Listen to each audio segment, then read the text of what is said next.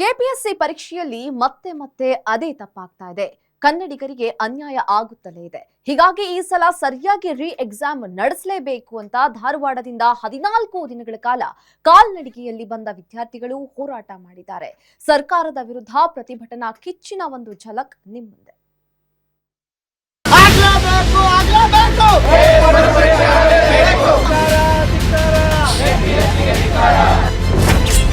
KPSC ಪರೀಕ್ಷೆಯಲ್ಲಿ ಮತ್ತೆ ಮತ್ತೆ ಅದೇ ತಪ್ಪು. ಮರು ಪರೀಕ್ಷೆಯಲ್ಲೂ ಕನ್ನಡಿಗರಿಗೆ ಅನ್ಯಾಯ, ಮೋಸ. ಕಾಲ್ನಡಿಗೆಯಲ್ಲಿ ಬಂದು ವಿದ್ಯಾರ್ಥಿಗಳಿಂದ ಪ್ರೊಟೆಸ್ಟ್. 384 ಗೆಜೆಟೆಡ್ ಪ್ರೊಬೇಷನರಿ ಹುದ್ದೆಗಳಿಗೆ ಕೆಪಿಎಸ್ಸಿ ನಡೆಸಿದ ಪರೀಕ್ಷೆಯಲ್ಲಿ ಕನ್ನಡ ಮಾಧ್ಯಮದ ವಿದ್ಯಾರ್ಥಿಗಳಿಗೆ ಅನ್ಯಾಯವಾಗಿತ್ತು. 50ಕ್ಕೂ ಹೆಚ್ಚು ಪ್ರಶ್ನೆಗಳಲ್ಲಿ ಲೋಪವಿದೆ ಅಂತ ಡಿಸೆಂಬರ್ 29ರಂದು ಮರುಪರೀಕ್ಷೆಯನ್ನ ನಡೆಸಲಾಯಿತು. ಆದ್ರೆ ಅಲ್ಲಿಯೂ ಅದೇ ತಪ್ಪು ರಿಪೀಟ್ ಆಗಿದ್ದು, ಎಷ್ಟೇ ಹೋರಾಟ ಮಾಡಿದ್ರೂ ಪ್ರಯೋಜನವಾಗಲಿಲ್ಲ. ಈಗ ಮತ್ತೆ ಫ್ರೀಡಂ ಪಾರ್ಕ್ನಲ್ಲಿ ವಿದ್ಯಾರ್ಥಿಗಳು ಪ್ರತಿಭಟನೆಯನ್ನ ನಡೆಸಿದ್ದಾರೆ.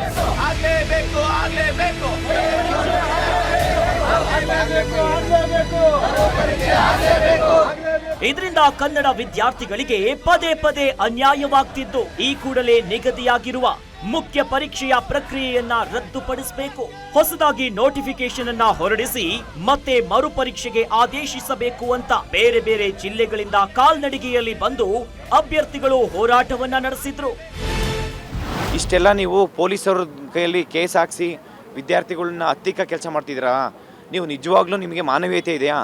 ನೀವು ಪೊಲೀಸರು ನೀವು ಎಷ್ಟು ಕೇಸ್ ಹಾಕ್ಕೊಂಡು ಹೋಗ್ತಿರೋ ಅವ್ರು ಇನ್ನೂ ಸ್ಟ್ರಾಂಗ್ ಆಗ್ತಾ ಹೋಗ್ತಾ ಇದ್ದಾರೆ. ಈ ವ್ಯವಸ್ಥೆ ನೋಡಿದ್ರೆ ಹೆಂಗಾಗ್ತಿದೆ ಅಂತ, ಯಾಕೆ ನೆಕ್ಸಲೆಕ್ಟ್ ಆಗ್ತಾರೆ, ಯಾಕೆ ಟೆರರಿಸ್ಟ್ ಆಗ್ತಾರೆ ಅಂತಂದರೆ ಬಿಕಾಸ್ ಆಫ್ ಗೌರ್ಮೆಂಟ್ ಏನಾದರೂ ಕರೆಕ್ಟಾಗಿದ್ದರೆ ಯಾರು ನಕ್ಸಲೈಟು ಆಗಲ್ಲ, ಯಾರು ಟೆರರಿಸ್ಟು ಆಗಲ್ಲ. ದಯವಿಟ್ಟು ನೀವು ಕನ್ನಡ ಮಕ್ಕಳಿಗೆ ನ್ಯಾಯ ಕೊಡ್ಸೋಕ್ಕಾಗಲ್ಲ ಮಾನ್ಯ ಮುಖ್ಯಮಂತ್ರಿ ಸಿದ್ದರಾಮಯ್ಯ ಅವರೇ. ಇನ್ನು ಧಾರವಾಡದಿಂದ ಕಾಲ್ನಡಿಗೆಯಲ್ಲಿ ಫ್ರೀಡಂ ಪಾರ್ಕ್ಗೆ ಬರ್ತಿದ್ದ ವಿದ್ಯಾರ್ಥಿಗಳನ್ನ ರಾಜಾಜಿನಗರದಲ್ಲಿ ತಡೆದು ಪೊಲೀಸರು ವಶಕ್ಕೆ ಪಡೆದ್ರು. ನಂತರ ಮತ್ತೆ ಪ್ರತಿಭಟಿಸಿದ ಸ್ಟೂಡೆಂಟ್ಸ್ ಕೆಪಿಎಸ್ಸಿ ವಿರುದ್ಧ ಧಿಕ್ಕಾರವನ್ನ ಕೂಗಿ ಆಕ್ರೋಶವನ್ನ ಹೊರಗಾಕಿದ್ರು.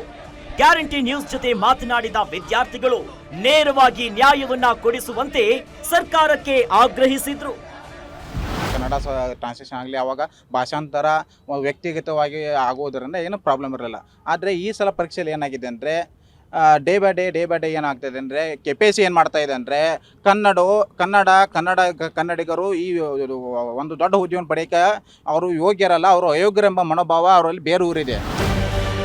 ಒಟ್ಟಾರೆಯಾಗಿ ಹಲವಾರು ಬಾರಿ ಪ್ರತಿಭಟನೆ ಕೈಗೊಂಡರು ಪ್ರತಿಫಲ ಸಿಗದೆ ಕನ್ನಡ ವಿದ್ಯಾರ್ಥಿಗಳು ರೋಸಿ ಹೋಗಿದ್ದಾರೆ. ತಮಗಾದ ಅನ್ಯಾಯವನ್ನ ಸರಿಪಡಿಸಿ ಅಂತ ಒತ್ತಾಯ ಮಾಡಿದ್ದು ಸರ್ಕಾರ ವಿದ್ಯಾರ್ಥಿಗಳ ಪರ ನಿಲ್ಲುತ್ತಾ ಕಾದು ನೋಡಬೇಕಾಗಿದೆ. Shami Shetty, metro bureau, guarantee news.